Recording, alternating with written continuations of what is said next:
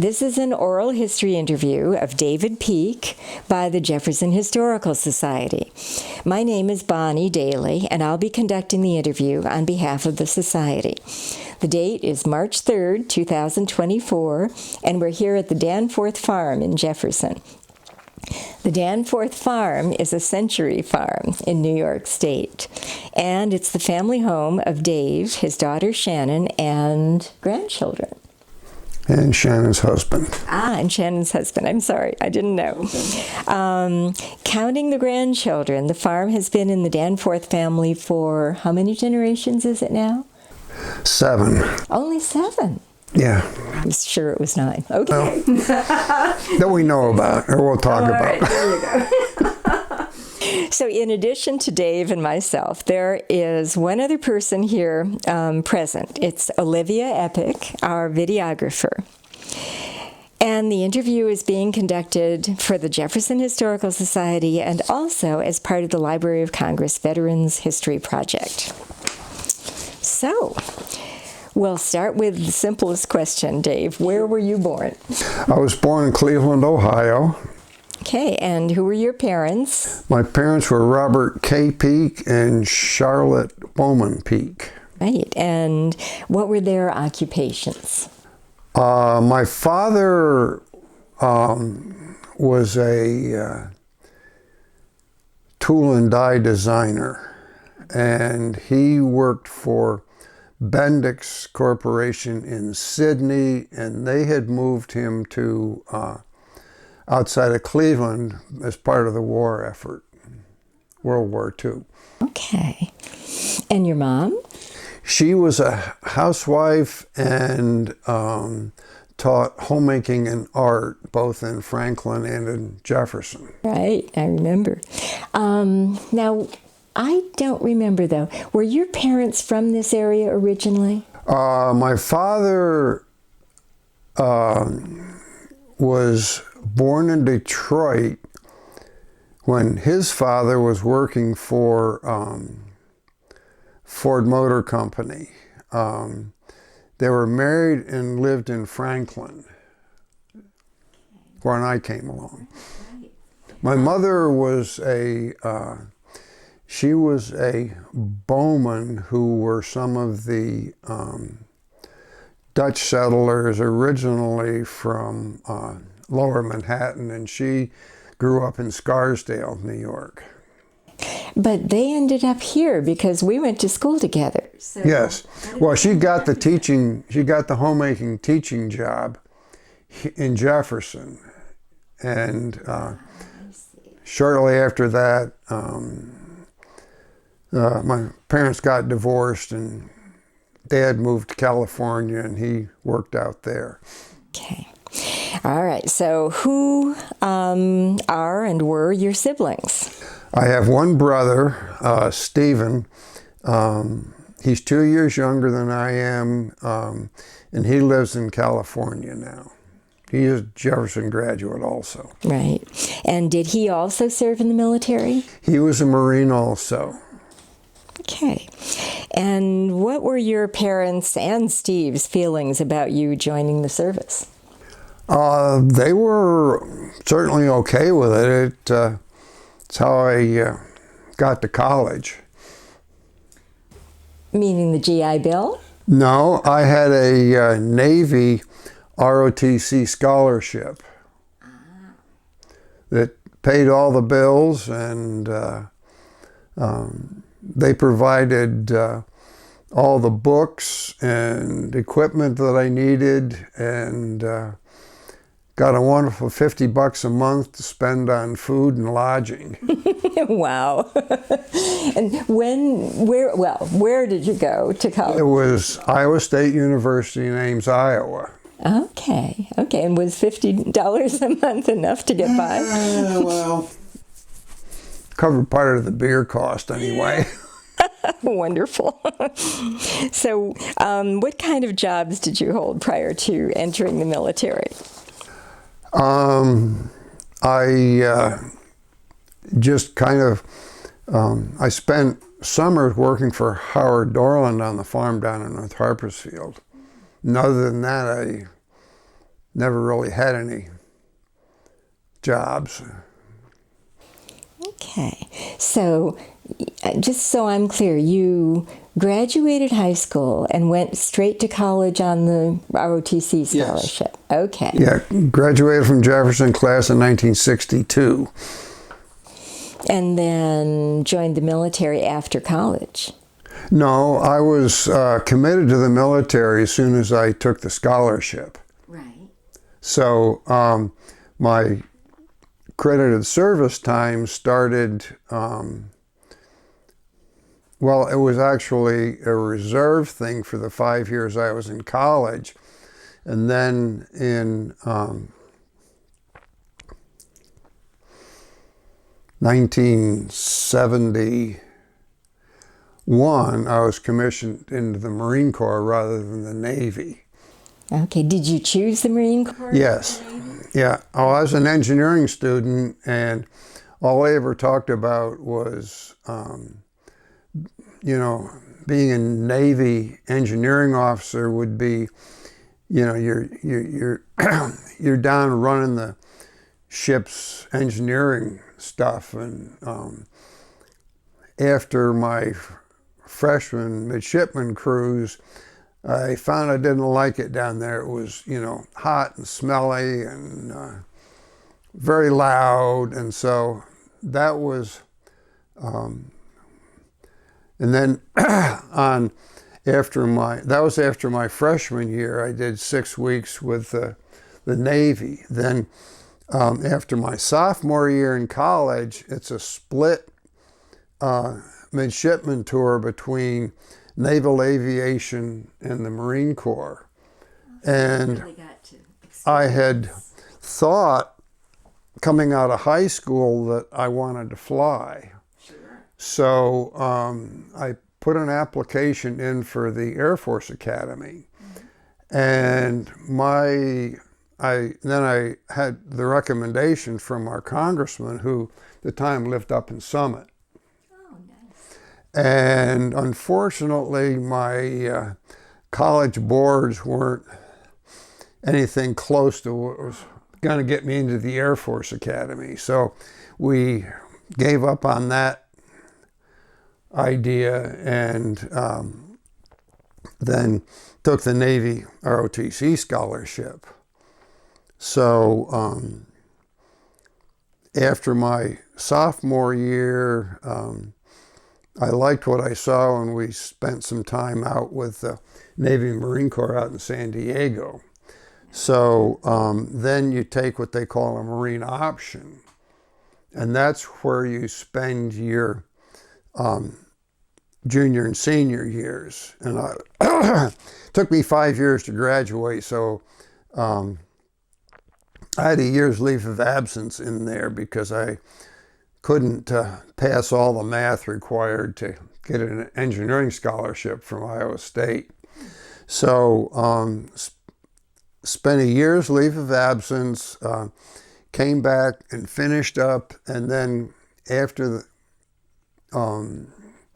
year's leave of absence, the Marine options, they go spend 6 weeks in Quantico, Virginia at the Officers Candidate School there. Right. So we did that, and came back, got commissioned in the May of 1967. Wow, what timing. Yeah. And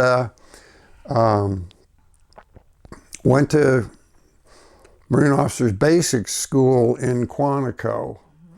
And there you get kind of indoctrinated to what being a Marine officer is all about. And about halfway through that, we got there in May and actually graduated in November. And you had choices of what career branch you wanted to take, infantry, artillery, motor vehicles, aviation. And I ended up in artillery.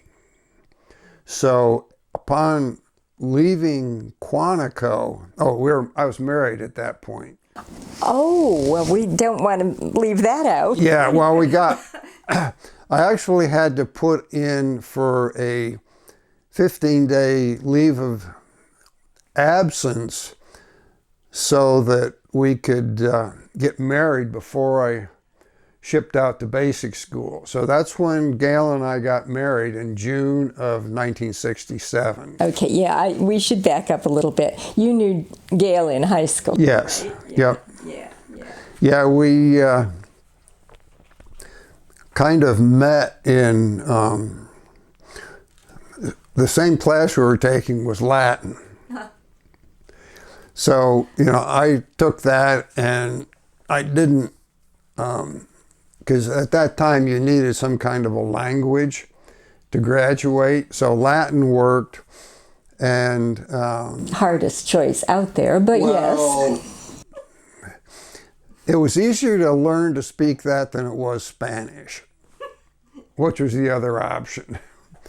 So did that, got married on, I think it was June 15th, 1967, and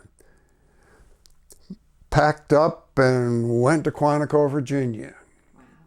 And because you were a regular officer, you could ship household goods. So we packed up a bunch of stuff, and they sent that to Quantico for us, and we spent time there until I graduated from basic school in November. So Gail went with you? Yes, she did. So after basic school, I was assigned to Officers Artillery School at Fort Sill, Oklahoma. So she had, because she had been student teaching up in Schenectady, George, her dad, had bought her a Volkswagen Beetle. So we threw everything in the Beetle and headed out for Oklahoma. That's great. That's an adventure. Oh, it was indeed. And spent the winter in Oklahoma, which was an experience all by itself because, as an artillery officer, you spend a limited amount of time in battery, but most of us, because we were second lieutenants, were all trained to be forward observers. So you learned that you, went out on what they call out on the hill and learned to adjust artillery fire, because that's what you're going to do when you got assigned into the real Marine Corps. So we did that, and then packed up after artillery school, and she was going to stay. My dad was living in Santa Monica at the time. Nice. And so she was going to stay there. And she and one of the other artillery officer lieutenants' wives had planned to live together there in Santa Monica. So that didn't work out, but she was living there in Santa Monica, and the year I was in Vietnam, she was teaching in Watts in Los Angeles. Right. So that was an experience all of itself. I'm sure it was, right. And so, any rate, I, left in May and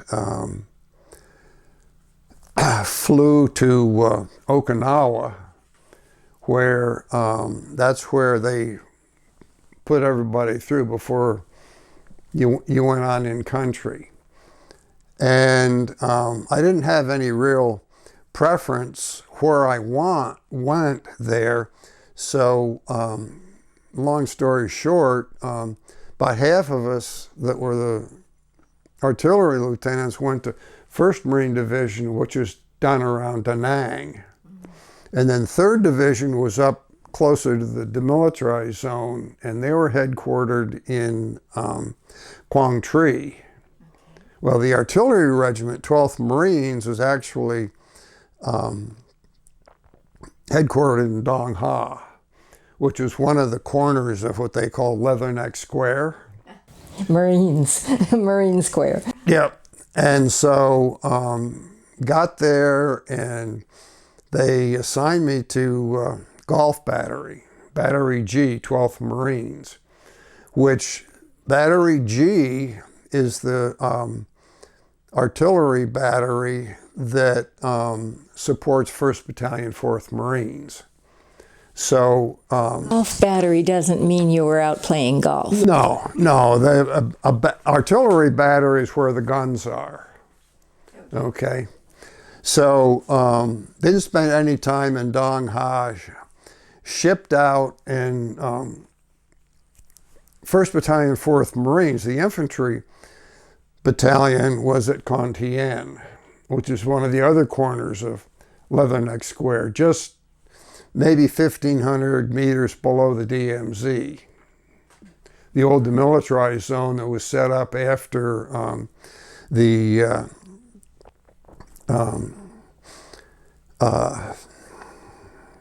decided that was the border between North and South Vietnam. Supposedly it was demilitarized, but no way it was actually demilitarized. So got there, and Con Tien was actually a great place to start because you could learn to do all of your fire calls and adjusting fire and everything from there. And it's a great place. Had this great old huge French concrete bunker to live in.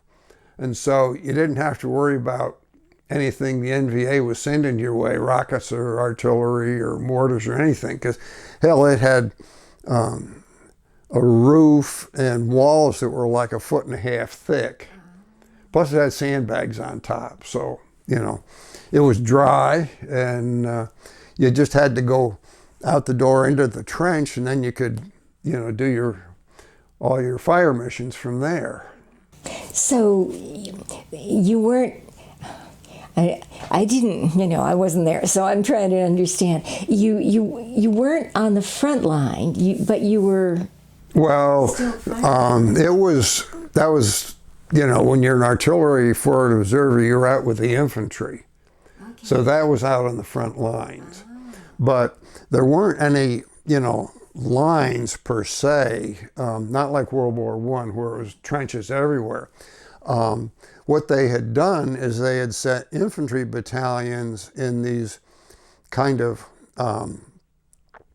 self-sustaining positions. And that's where I joined 1st Battalion, 4th Marines. They were the infantry battalion that was there, all 4 companies of them. And I ended up working with Delta Company, which is the one that had the outpost at Con Tien, or one of the outposts at Con Tien. So learned to, you know, adjust fire and call fire missions there, and you know, didn't really take any significant incoming or, you know, casualties or anything like that. So as an officer, this French concrete bunker that you had was a benefit. The regular men, the grunts were out. Well, they were all pretty well dug in. And, you know, they had provided what they'd done when they'd fortified Con Tien is they had brought a lot of like 3 or 4 inch thick concrete panels, and they would use those to cover the trenches. So it kept them out of the incoming and kept most of the rain off. And it was stuffy, but it was cooler than, you know, having to be out right in the sunshine and everything. So, and it wasn't really jungle. It was, you know, around Con Tien, once upon a time, it had all been rice paddies. So it wasn't like, you know, heavy jungle or anything like that. It was all cleared off. So it was a great place to learn to shoot. And, I would go out on patrol with elements of Delta Company. And there were a couple of times where we would go out and they would patrol along the trace because the NVA was always infiltrating.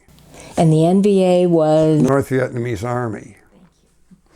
And so you went out there and, wearing all your gear and followed along because that way you weren't as concerned about, booby traps and all this kind of stuff that they would set out there. So there were a couple of times where,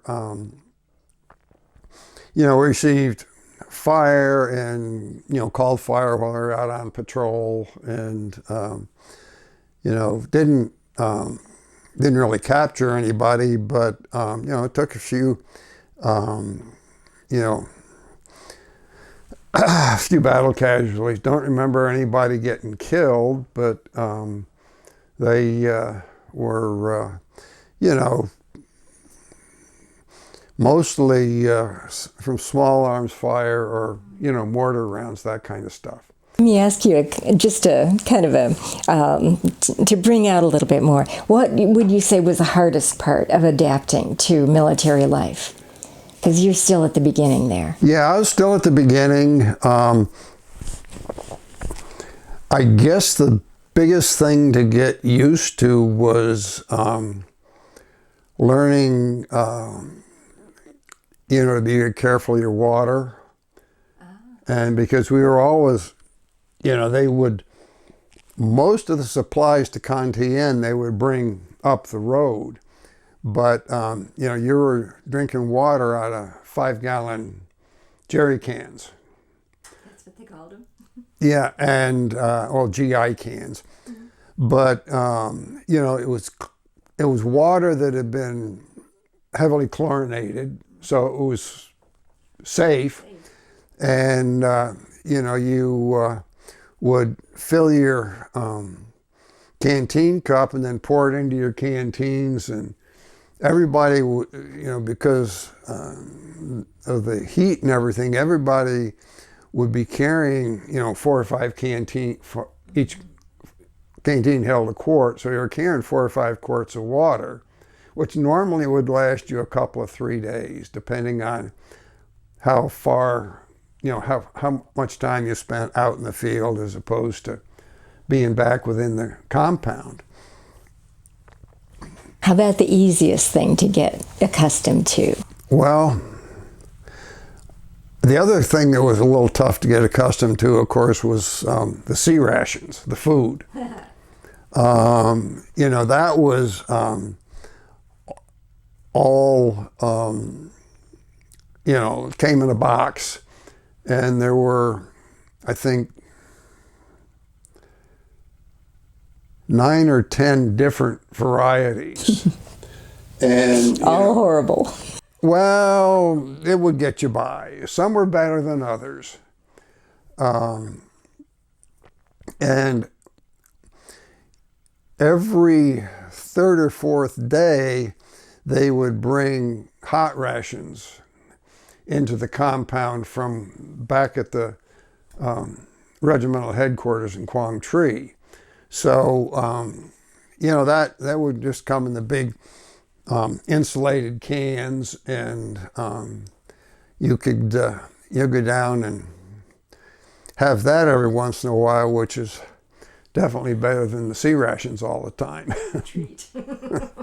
Where did you go on to serve? Okay, we went from Con Tien, packed everything up, and went west along the old, what they call the, it was a road that ran from Quang Tri. It actually went out through Khe Sanh and went on into Cambodia, or North Vietnam, whichever, or Laos, and stopped at the next place, which was called the Rock Pile. Now, the rock pile was actually a volcanic formation that just stood there all by itself. And so, being the artillery, you used that, that was your forward observer post. So we got a helicopter ride out to the LZ on the rock pile.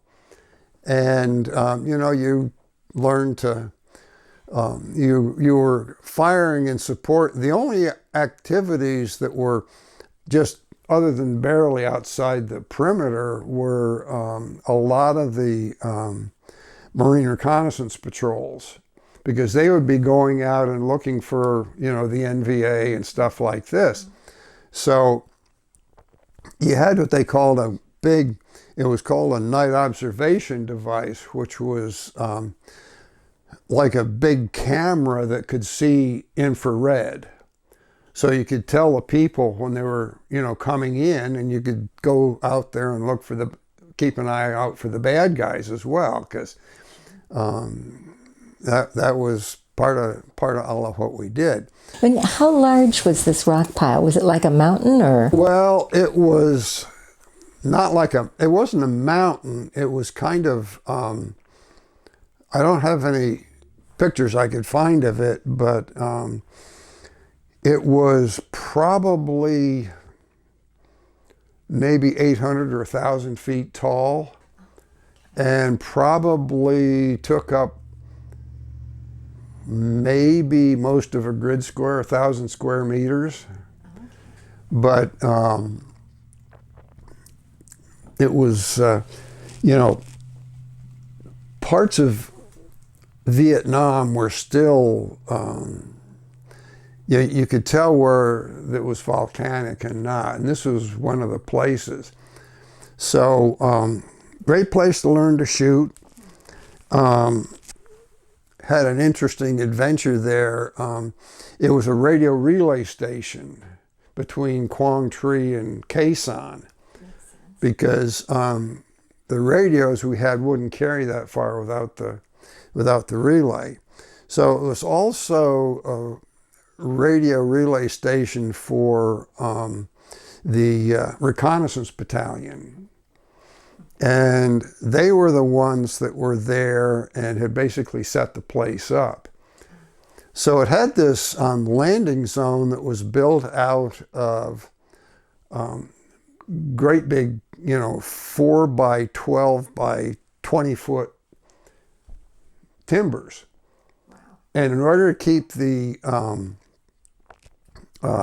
mosquitoes out of it, and the mayflies and all of this, it was doused down in JP5, which is, or diesel fuel. Mm-hmm. So, you know, it stunk pretty bad. And, but originally myself and my radio operator up there, we had a place underneath it where we could, you know, that was the bunk room. Ah. So, one night, and the recon guys used to have to go back to Quang Tri to get paid and you know, relief and all this kind of stuff. But what they had learned to do was when they needed to illuminate the camp down below, they had brought in a whole bunch of these parachute aircraft flares, which are like, I don't know, 10,000 candle power or something like this. And they were designed to be carried aloft in an aircraft, and then they would, you know, shoot them out the door, and they had a parachute so that they would, you know, kind of drift along and light everything up. Well, part of the, when the battalion was changing command, the old battalion commander wanted to show the new guy what this would do. So he calls up and says, you know, show what we can do with one of these parachute flares. Well, I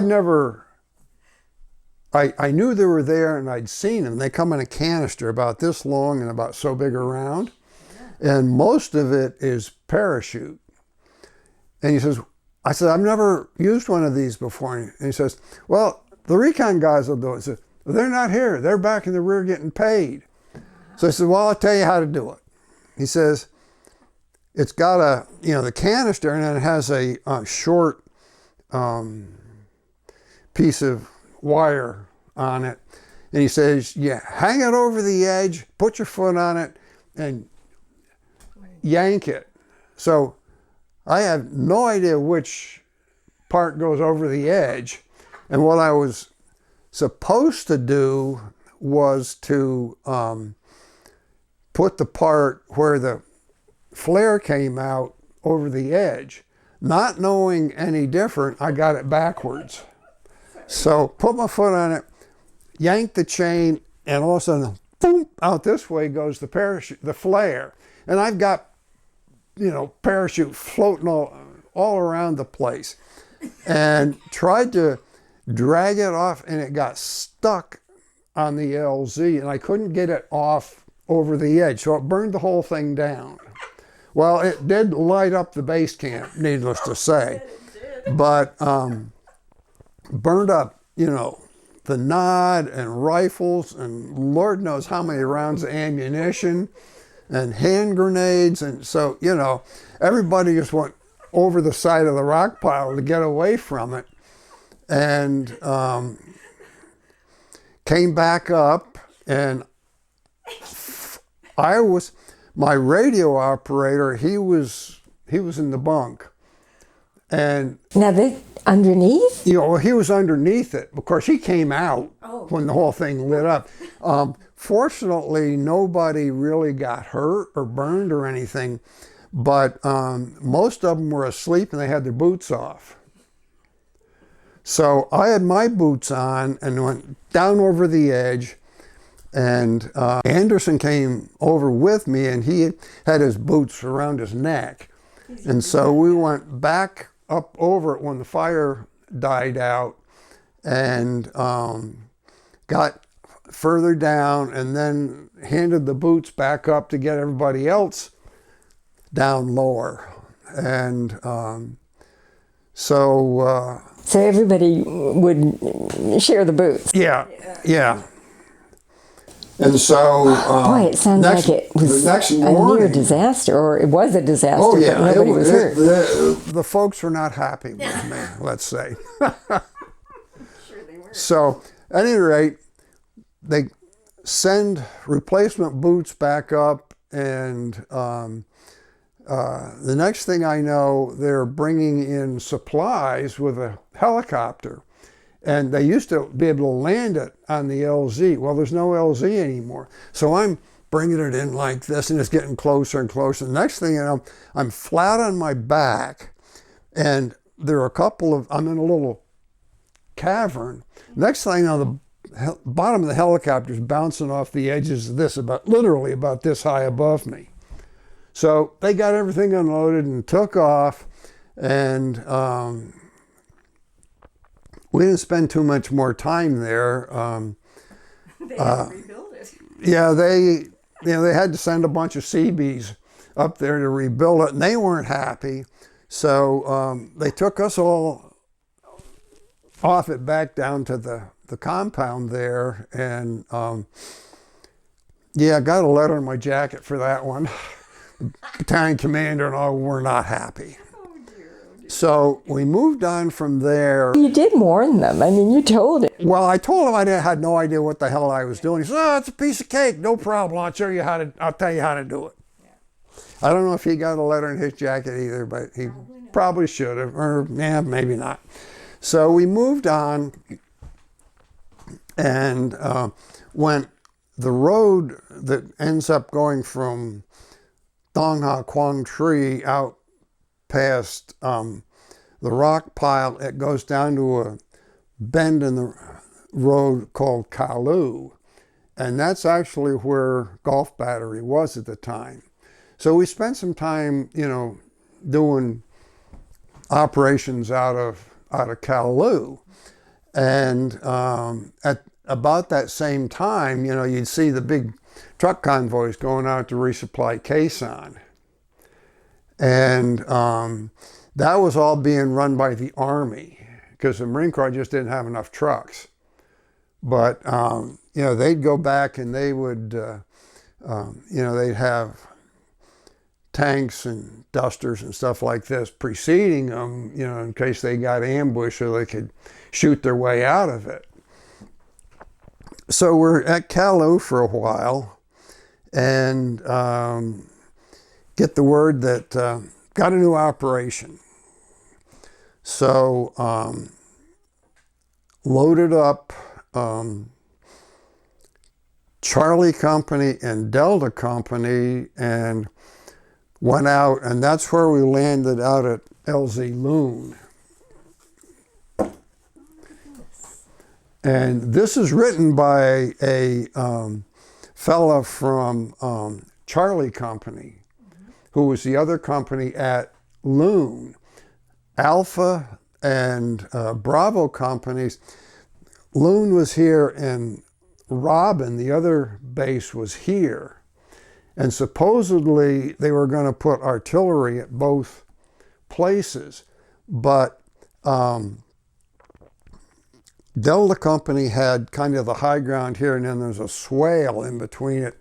And this was where Charlie Company was, and that was supposed to be the artillery base.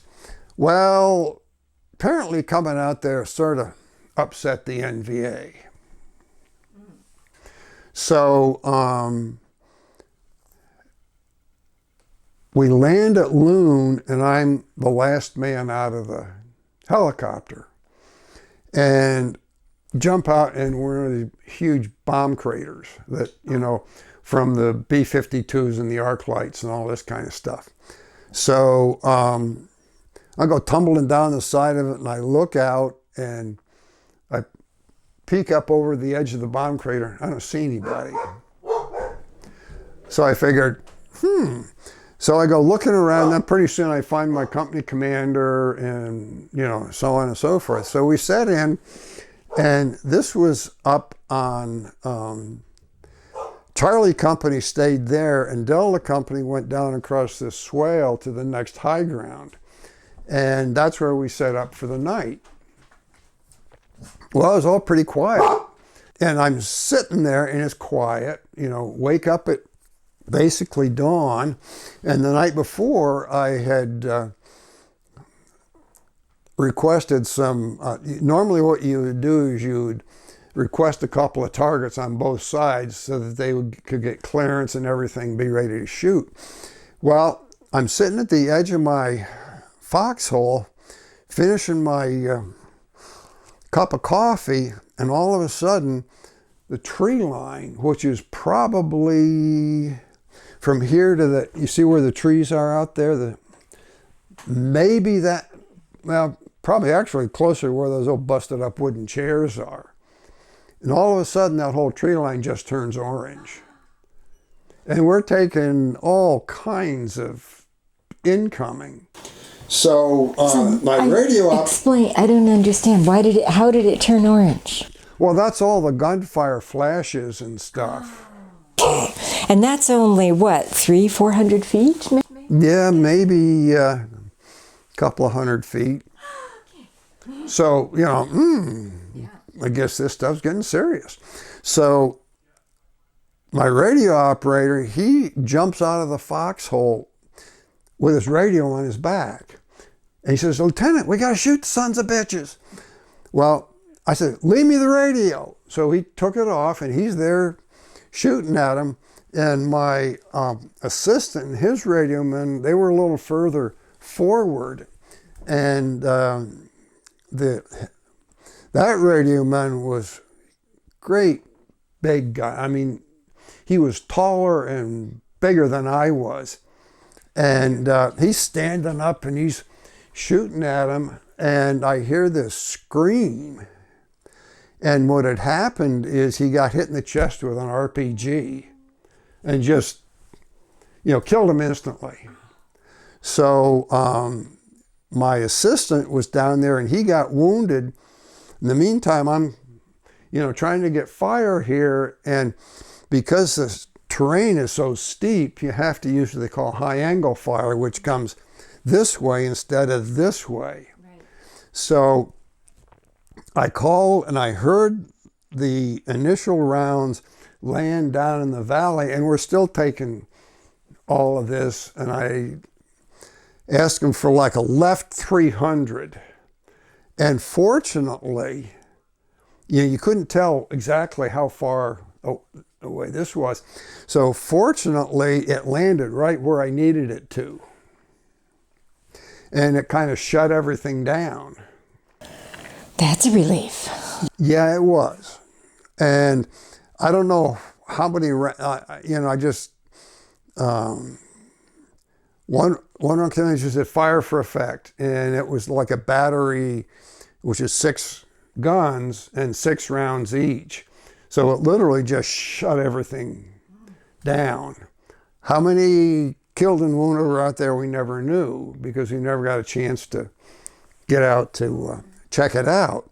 So that day, we're sitting there trying to figure out what are we going to do. In the meantime, Charlie Company, which is this guy's story, they're over here and they're taking serious incoming. And it's coming out of Laos, which is just across the river. And what the NVA had done is there were a bunch of caves that were in the face of this escarpment. And so that's where they had their guns. And you couldn't hit them. I mean, the Marine Air and Air Force and everything, they tried and tried and tried, and they just couldn't get bombs to get into the tunnels. So we're taking incoming, and Charlie Company's having to hit pretty hard, and they're taking casualties, and finally they just come down across the swale and join up with Delta Company.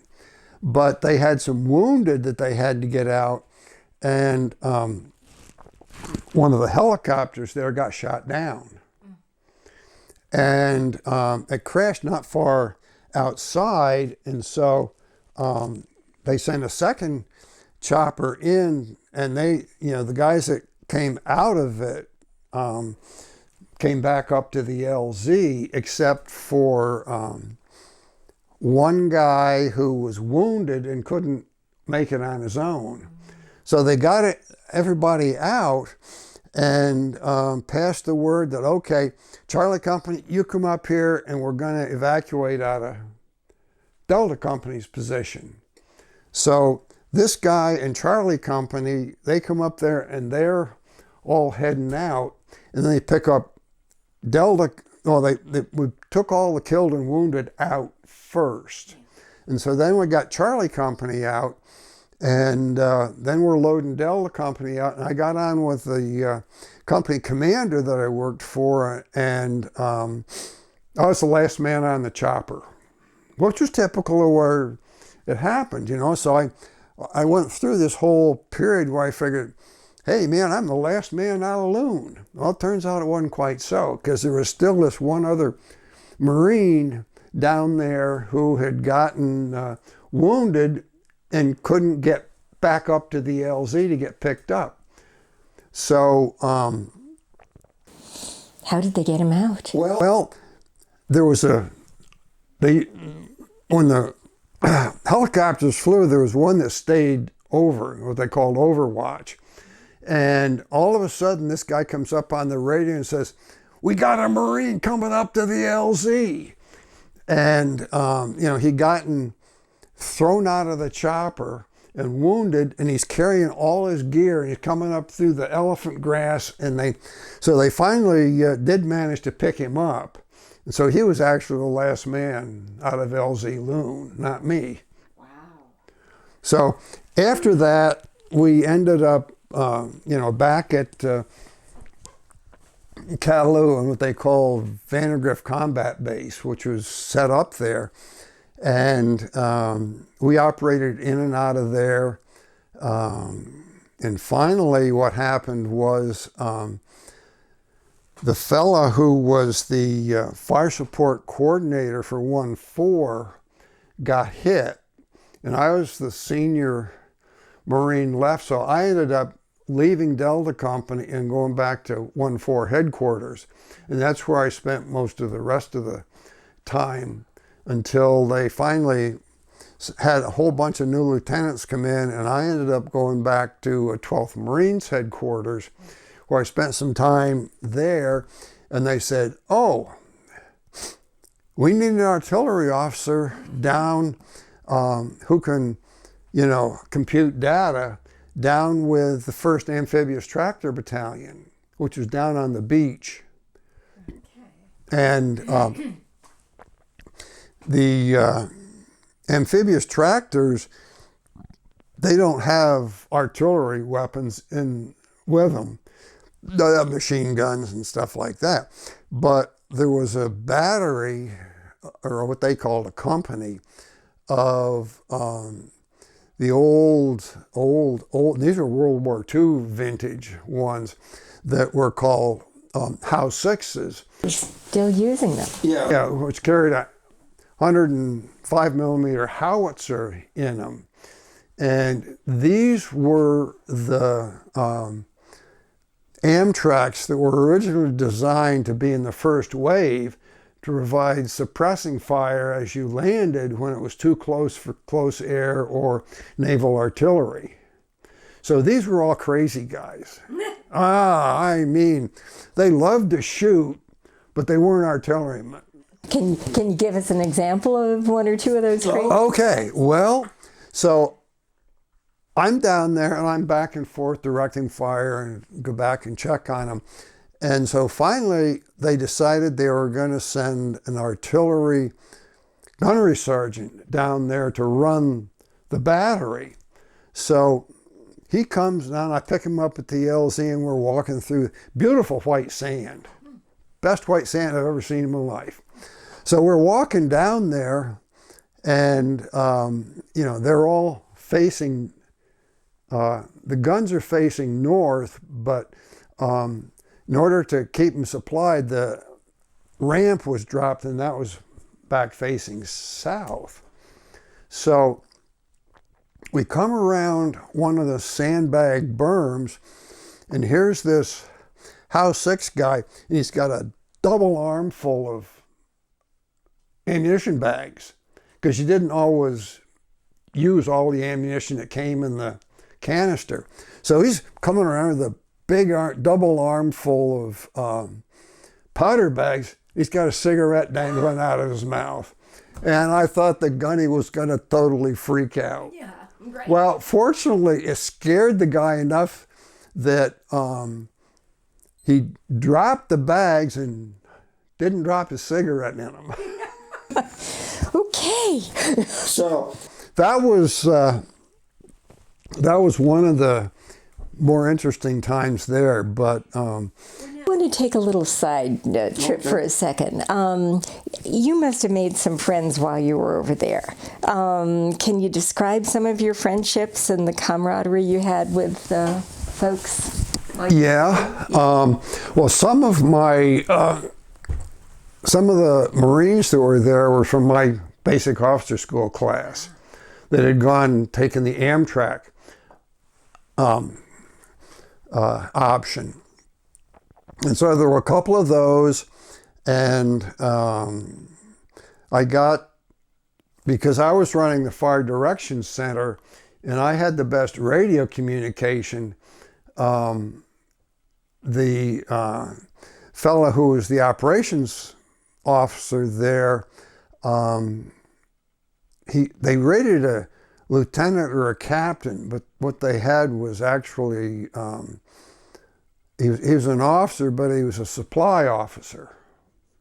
Had no idea about artillery and stuff like this. So he comes running in and, where are you plotting fires? Because he had, you know, and they didn't have forward observers out. They just had, you know, Amtrak grunts calling fire. And it was, you know, the whole place had not been formally surveyed, so you're never really quite sure where you were, and especially with the observers out there, and it was all flat. You know, there's no hills, nothing to mark territory, and they'd give you a grid coordinate that might be where they thought it was and probably wasn't. But, you know, they'd give us the grid and we'd put it in our plotting equipment and, pass the information down to the House X's.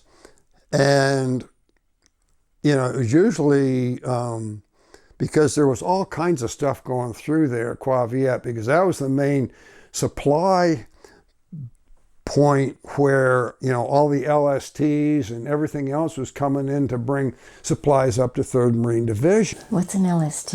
Landing ship tank. So it's an amphibious boat that has a ramp that drops, and it's designed to land tanks, but nobody had any tanks anyway. So they would just fill it full of supplies and bring it up to the ramp. So the NVA knew about this, and they were always shooting at it. And a couple of times, they actually tried to send swimmers across. And somehow the LST guys, they could hear them or find them in the water and just, throw grenades in the water. And of course, that does the guy in. But at any rate, so we're down there and we're taking occasional incoming and all of this. But the guys out on calling the fire, they had, they could kind of read a map, but they really had no idea where it was. And so, we were always trying to be careful, but part of the problem was that, the guys in the House Sixes, they weren't too good at getting accurate information on the guns. And so they would fire out, do what we call fire out, not shooting where they're supposed to all the time. And they'd be too far this way or too far this way, or put the wrong charge in, or cut the charge too short and it would land short. And so there was a Vietnamese resettlement village just across the river. And there were a couple of times when, rounds just landed right amidst and amongst. And so, you go across with because you're trying to figure out, you do what you'd call a crater analysis to try and figure out where the round came from. And most of the time it was North Vietnamese. But, by the time you got there and they'd, all scattered, and you never really got a good crater analysis out of it. But it was pretty hairy stuff. And then we had what they call the Float Battalion, which is 2nd Battalion, 4th Marines. And they came, and what they would do is they were stationed offshore, and they would use them wherever they needed extra people. So there was this kind of a creek in the river at what they called Dido. And one day, 2nd Battalion, 4th Marines, with one of my basic school classmates on board, comes up the river, and they get off the LSTs and they get into the amphibian tractors. And what happened is that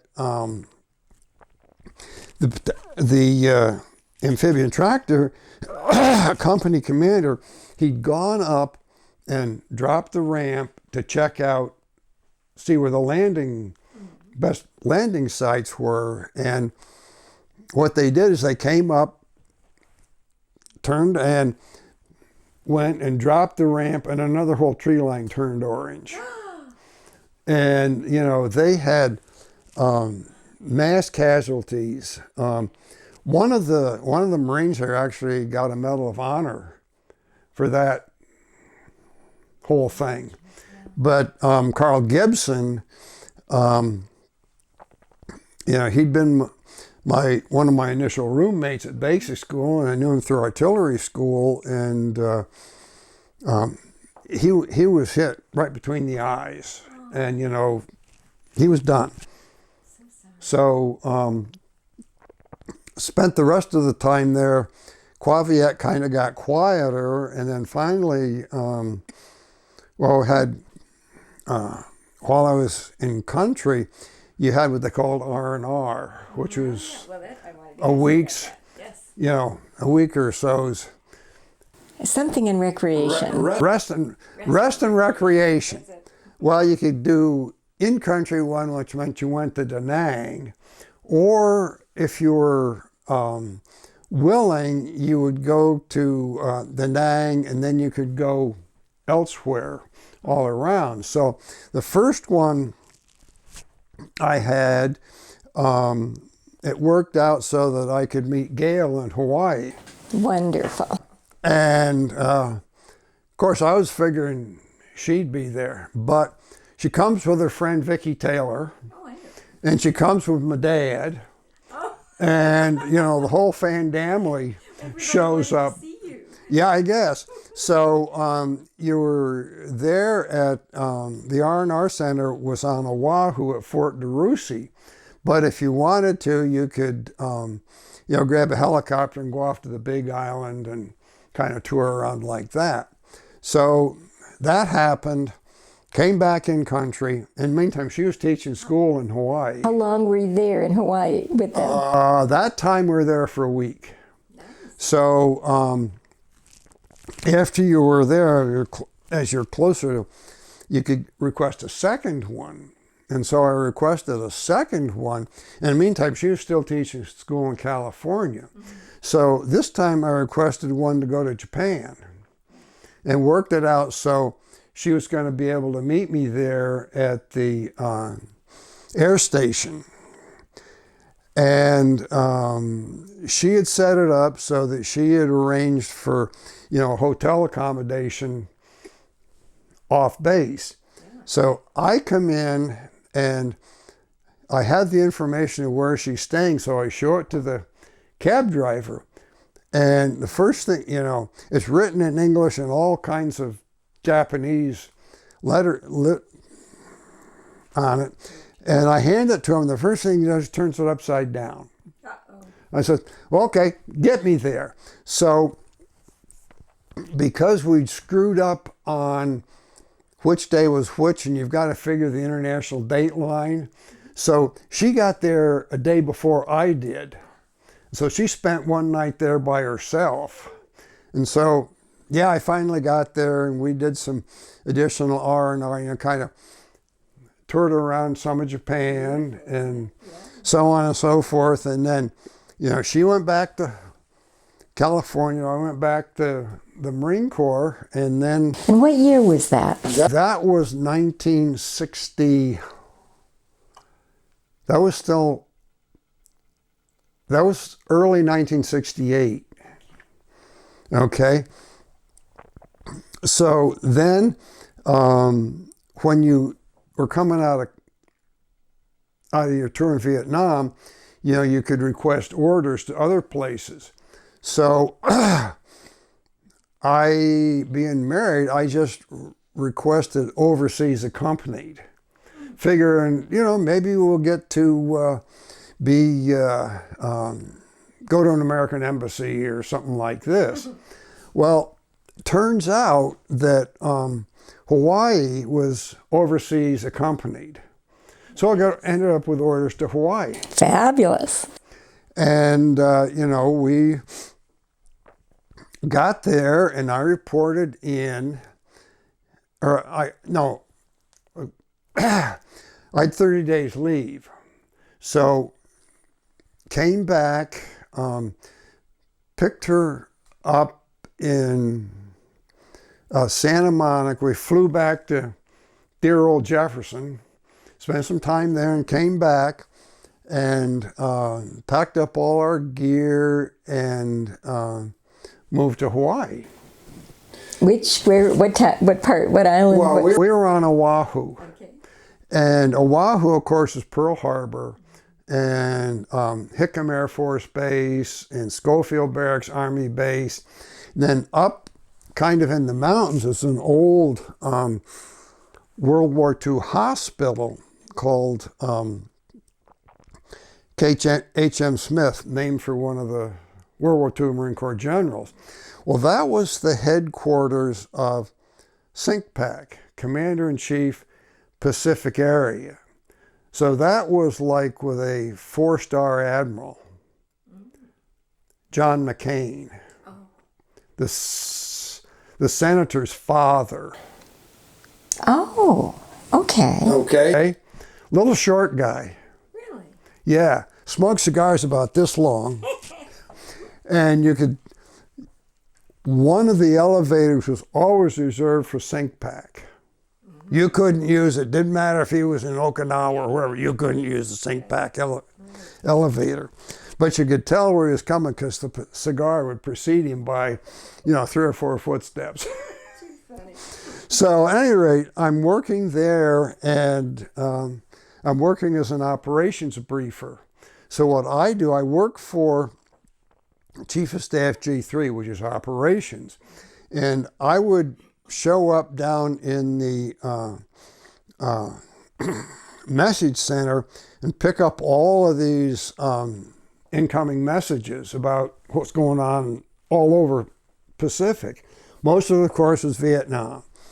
And I had enough security clearance that I could pick up the confidentials and the secrets, but I couldn't do top secrets or speak act, which is a special category. And like only the generals get to see those. So at any rate, you come up and you prepare your brief, and I would go in and brief the Chief of Staff G3, the operations guy, which is an old World War II colonel. Oh my. And, he'd been through all of the Pacific campaigns and all that stuff. Reverdy Morton Hall. And I would brief him, and then he would ask questions, and I'd go change stuff and update the slides. And then I would give those to him. Then I would go back behind. There was a, it was an overhead projector that showed up, and I could sit in the back with my own flashlight and point out stuff. And he would brief the G3 and so on and so forth, and then you get done, and then long about 11 o'clock or noon, why, you were done for the day. So, Gail, she was teaching school there. So I kind of had a lot of, time to myself. And the fellow who had been my initial Marine officer instructor at Iowa State, he was on the staff there at Fleet Marine Force Pacific. So we got to kind of have a reunion and all. And, while Gail was teaching school that part of the day, I didn't have anything to do. So I just kind of could hang out and go down and, go shopping at the Exchange and Pearl Harbor and all this good fun stuff. And then, it'd start all over again. By about 9:30, I was sound asleep in bed, waiting to get up at 4:30 to go do another day's briefing. So that lasted for a while. What was your relationship with that general, like the World War II? The CINCPAC? Or the Colonel Hall? He was actually my boss. But I didn't work directly for him because he had people that did, there was G3 operations, G3 plans, and then there was the G3 briefing unit. So, ops and plans got to do their thing, and the briefing got to do their thing. But he, and one of the grimmest days I remember there is when he got passed over for general. And the world was not happy. Boy, after all those years. Yeah. Well, I mean, they were only making, 4 or 5 brigadier generals a year. So at any rate, but worked there and then got transferred down to G1, which is personnel. You didn't take up surfing while you were there? Oh, we did a little bit, but it was just nothing I kind of got the hang of. Did spend a lot of time on the beach and so on and so forth, but did learn to sail. You could check out little sailor dinghies, and in those days you checked them out of Ke'ihi, which was part of the naval station, but back in the day, the only way you could fly to Hawaii was to go by seaplane. And so the seaplane channels were still there.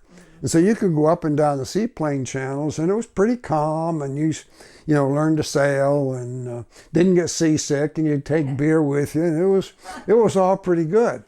So that's where I learned to sail. You could check out sailboats from there that you could take to up as far as Diamond Head. But that took a little more skill, and we just never got to where we could do that. Yeah.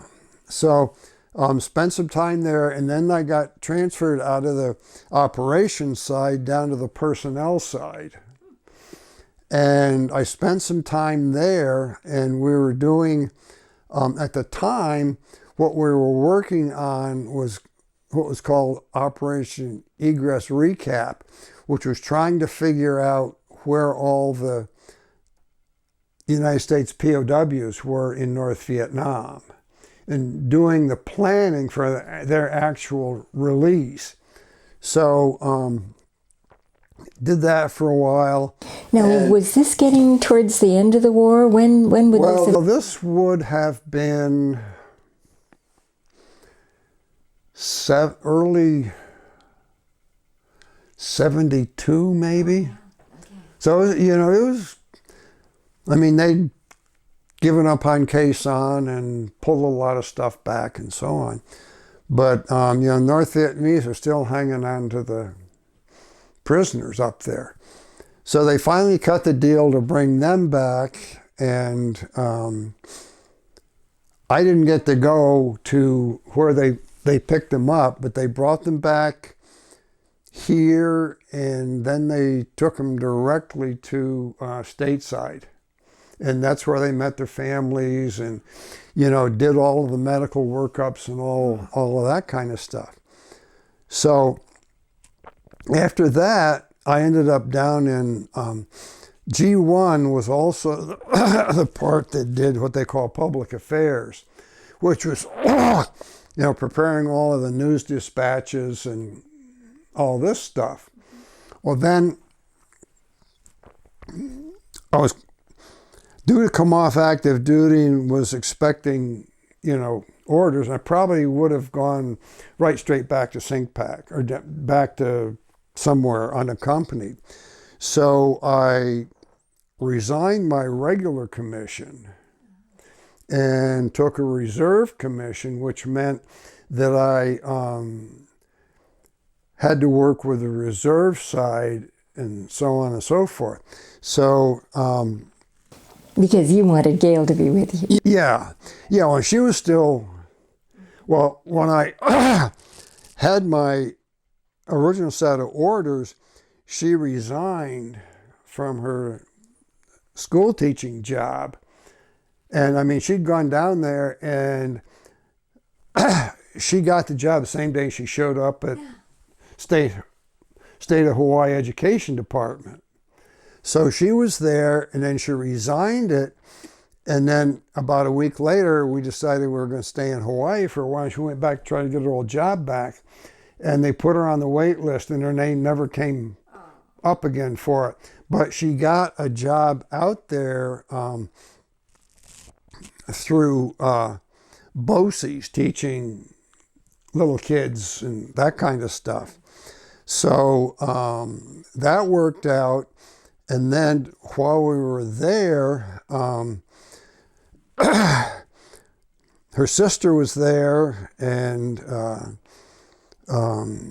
my mother, who was working in Scary County Child Welfare, sent one of her kids out there. So we had one of the kids there that spent his last, I don't know, 8 or 9 months of high school going to high school in IAEA. So he graduated in the morning, and that afternoon he was on a plane home, and kind of never ran into him again. But that's where I was staying in what they call Class 3 reserves, which means you had to go to a meeting a month, and then you had to do 2 weeks active duty. So in the meantime, Gail and her sister started what they called poo-poo palms, which is making kind of like Christmas ornaments out of palm fronds and coconut husks and all this kind of stuff. So good to sell to the tourists. Yeah, and there was I was there as a civilian. I worked for the outfit that ran the duty-free shoppers place, and I kind of worked in personnel there until we decided we'd had enough of this, and duty-free shoppers finally just reorganized and let me go. So that's when we came back here. Finally came home. Packed everything up, still had, the free move from the Marine Corps, so all the stuff came with us. Great. And when was that in terms of year? Well, Gail was pregnant at the time. So Shannon was born in August, and we got back here maybe in like May. And, moved back here on the farm. Of what year? 72, I think. Okay, yeah. And, then she got her teaching job down at Gilboa. Sure. And she might have taught a semester in Jefferson, but she got the job in Gilboa, and that's where she stayed until she retired. So what would you say was the best part of your service experience? Oh, probably Hawaii, definitely. Yeah, that's where I got to make the table and all that kind of stuff. You made this table? Yeah. This is Hawaiian monkey pod. Oh my gosh. And it's actually, they're the huge kind of tree shape like this. And I mean, the base of them is like this, because this is half. Oh, I see, yeah. And this came out of, this one down came out of what became Ala Moana Shopping Center. Right. And so in order to just get the trunk of the tree off the site, they quartered it. Wow, that was a big tree. Yeah.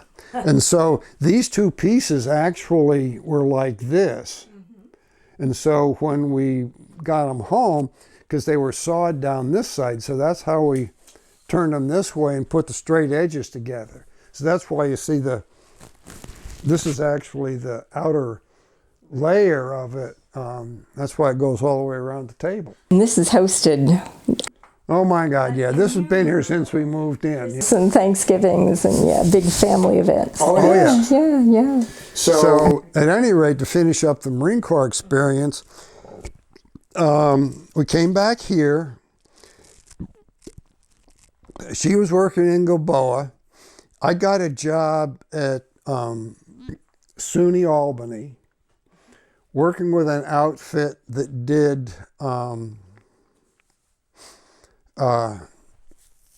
training for state employees. It was called the Public Executive Project. And so that lasted for, I don't know, 3 or 4 years. Well, how did the community receive you when you came back? I mean, you obviously got a job right away. Yeah, it was fine. Didn't run into any of the, anti-Vietnam protesters or anything like that. Not up here. No. And so I worked there at Public Executive Project for a while, and then they finally, SUNY Albany finally just shut them down. So I came back here, kind of hung out for a while, not knowing what was going on. Did you help on the farm? Or? Yeah, helped on the farm a little here and there. And then I had inherited some IBM stock from my grandfather. And I had started saving money when we were in Hawaii, and brought that back. And finally, Russell, while he was here, was working with Jeff Miller. He would have been Gail's uncle, right? He was Gail's brother. Okay. Yeah. So he was working with Jeff Miller, and he had done some investments and stuff. And so I did that. And in the meantime, at that point, it was IDS Financial Services, which later became American Express Financial Services, then eventually became Ameriprise. So, I kind of hung out here working on the farm, and Jeff had the money, and Gail was teaching, and, we were doing pretty well. And then finally, he needed more advisors. So I took the test and got myself appointed, and had the first office that he ran was in his garage over there where they used to live. And as an investment advisor, right? Yes. And then we opened an office in Cobleskill, and spent a while there, and then just kind of did it on the road, and finally just, I wasn't making any money, so we just kind of gave that up. And you did a good job of advising the Jefferson Central School Alumni Association. Yep. Yeah, and we did tax sheltered annuities for school teachers and all of this other stuff. But finally we just, kind of gave that up, and, just retired back here on the farm. So in the meantime, I had accepted a reserve commission. So that meant that I had to do at least once a year, 2 or 3 weeks active duty. So as part of that, I got to Camp Lejeune. I got to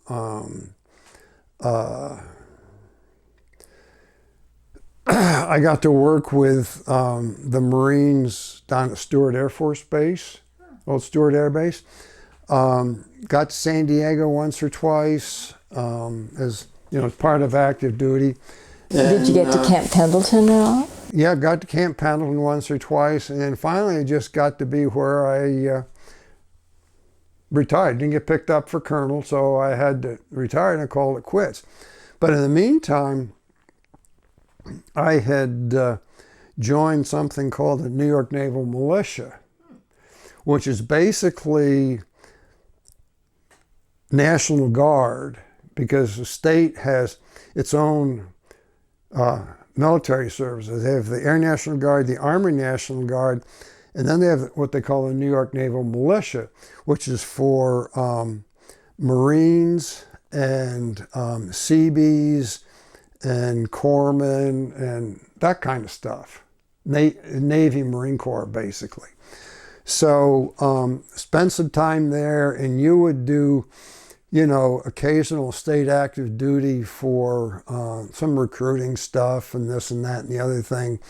And we did get activated for state active duty when the towers fell in Manhattan in 9/11. And spent some time down there. And then...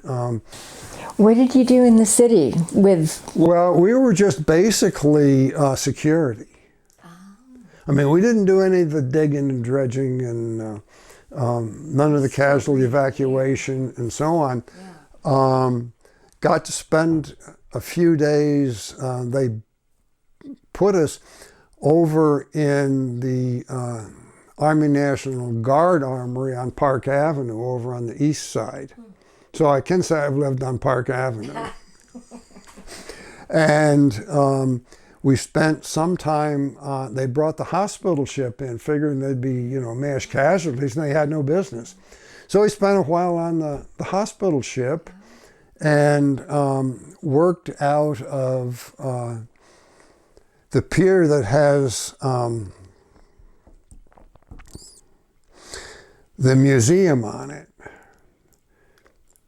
And that's where they have the old supersonic transport and everything. Yeah, it's 42nd Street Pier. Right.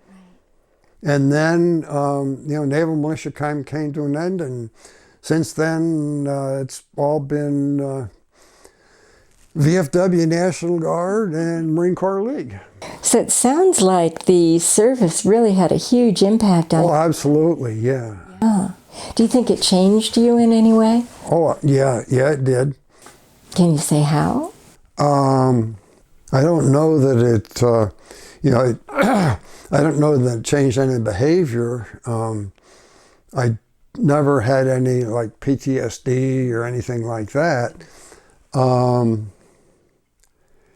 I do have, I have some old, medical issues, but as nearly as we can determine, they're not service connected.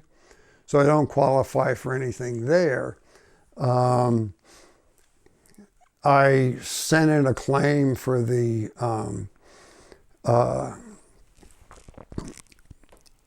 the Camp Lejeune water thing, but none of my symptoms or anything that would relate to that. So that's kind of where I am today. Yeah, sounds like you were pretty lucky you avoided all the, or most of. Well, yeah, it was, very fortunate. Got shot at a few times. The time at Loon, where we were, I've got a picture of that. Yeah, and let's see the book too. Who is the book by? That's by Jack McLean. Is that anyone you knew or? No. But he was one of the fellows from Charlie Company. Okay, so this part of the story is very heavy Charlie Company oriented. Mm-hmm. But this is at LZ Loon. Wow. Now that's myself, and this is my company commander, Lieutenant Mike Jackson. He was very careful to remember to say Michael E. Jackson. Oh, he didn't want to be confused. Didn't want to be confused. So at any rate, what you'll notice here is I don't have any sleeve on this side. You wore them all rolled up anyway.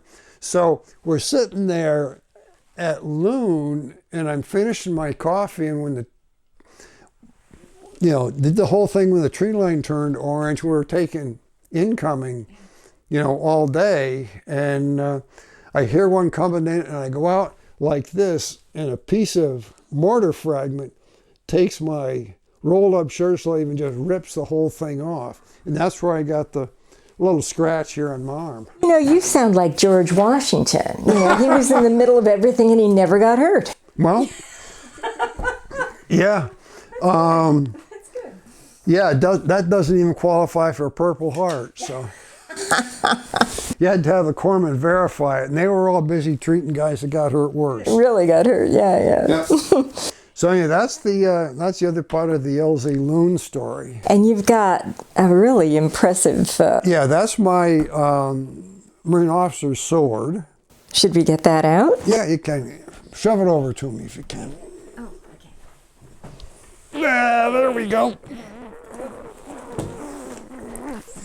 Yeah, you get one of these when you're commissioned.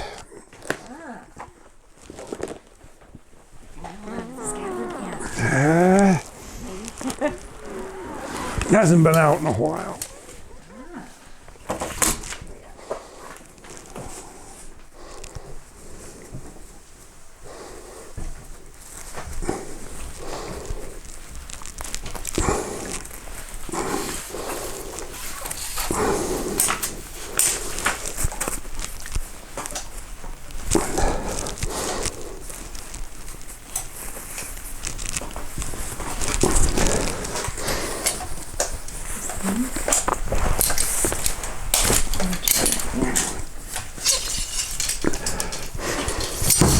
Oh, that's the sword, and this is the scabbard.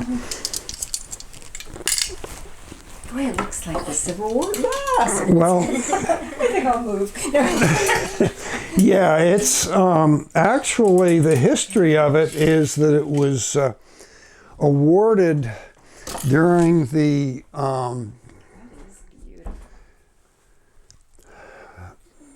verse in the Marine Corps hymn that talks about the shores of Tripoli. Yes.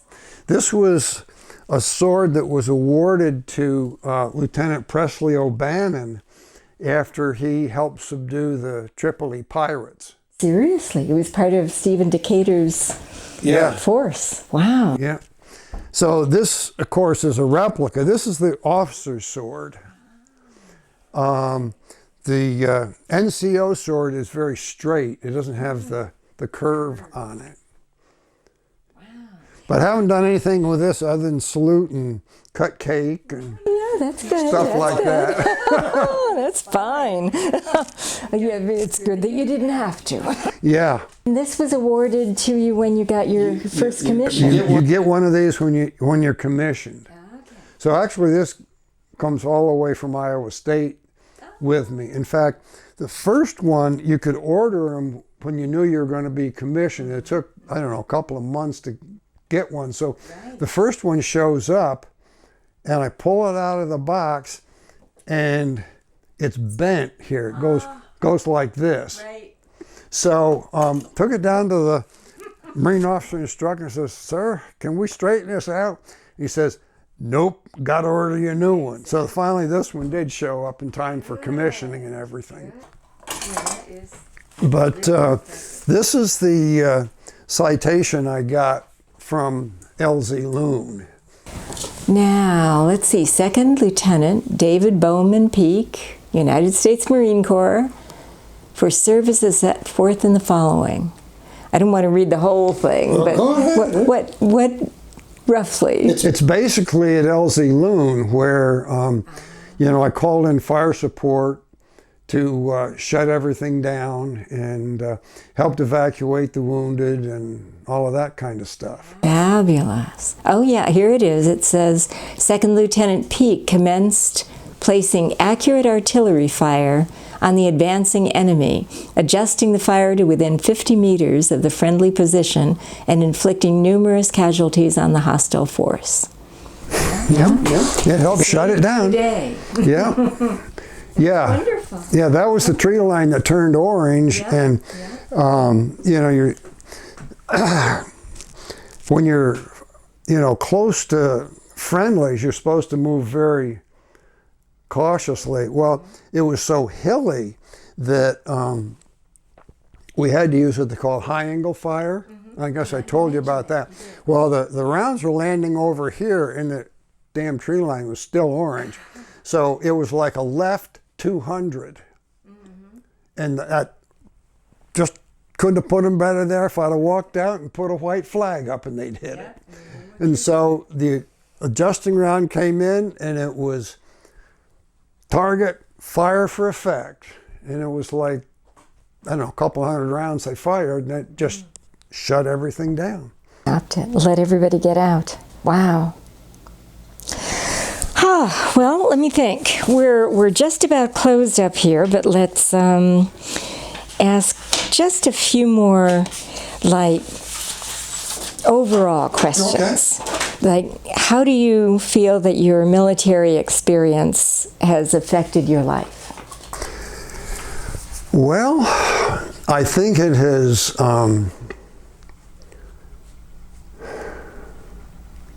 it's given me a lot to be proud of. Mm-hmm. I think that I did well. I think that it has given me answers to questions that I don't ever have to ask myself. Could I do it? Should I do it? Right. All of that stuff. Mm-hmm. So I guess that's basically it. That's good. And has your military service impacted your feelings about war and the military in general? No, I still view it as a necessity of the last option. It's not something that is supposed to be looked at and taken lightly.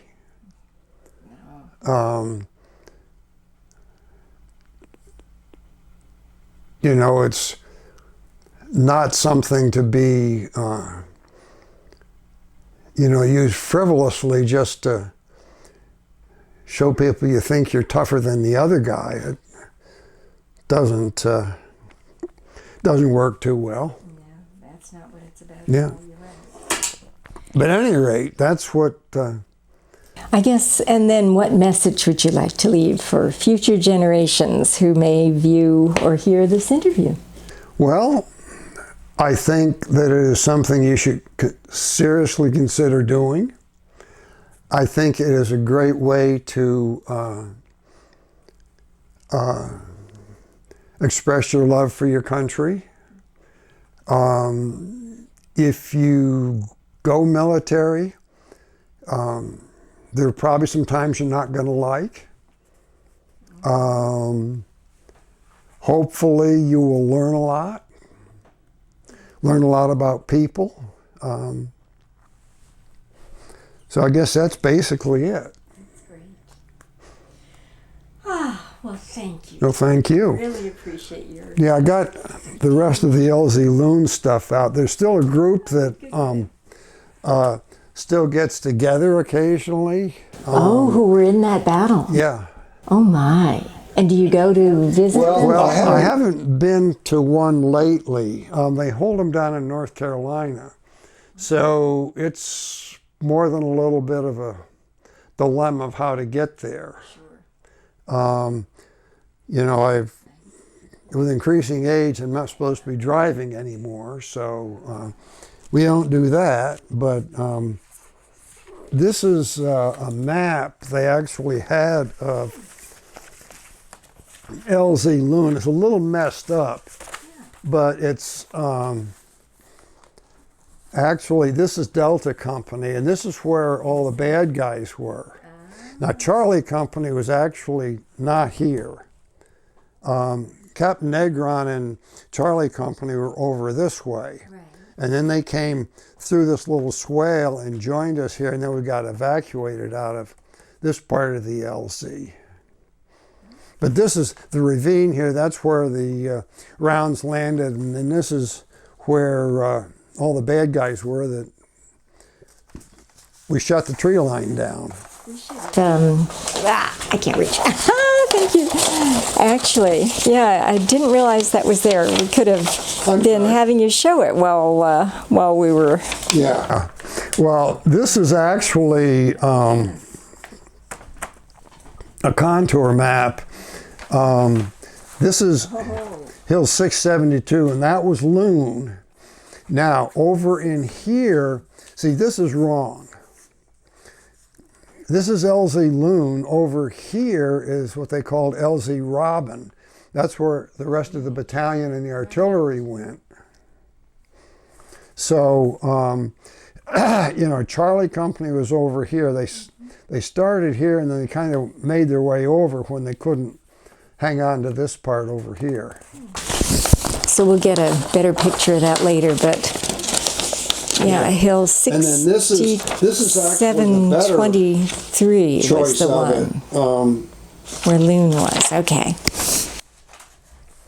I don't know exactly what this is for, because we both choppered in.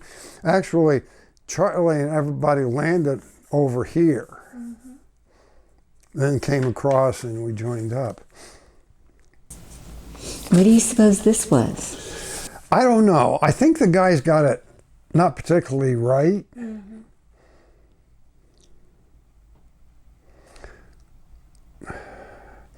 This might have been 2nd Battalion, 4th Marines, which was another battalion that came in to kind of get us out of there. Yeah. That makes sense. A little later in the battle. Right. Okay. And what's this gun? That's actually my commissioning document. Really? That's when I got made a second lieutenant at Iowa State. Well, I didn't, and it kind of got messed up in the meantime. Oh, it can still be framed. Yeah. That's wonderful. That's wonderful. Well, we want a good picture of that one, too. Okay. So, is there anything else that we should talk about that we haven't covered? I want to make sure if there's something you thought of that we... Guess not. No? No? Okay. I think we're going to wrap it up then. All righty. Thank you, Dave. This was wonderful. See, 1st Battalion, 4th Marines are what they... That's why their insignia here has the dragon on it. Yeah, because they were... 4th Marines at one point before the war spent time in China after World War I. So that's why they're called the China Marines. And 4th Marines actually, they're the only... Got it. Okay. 4th Marines were the only Marine infantry regiment to ever have surrendered, because they were trapped on Corregidor in World War II. So legend has it that's why 4th Marines are always stationed in Okinawa, because they can't come home because they surrendered. Probably not exactly factual. There, but Yeah.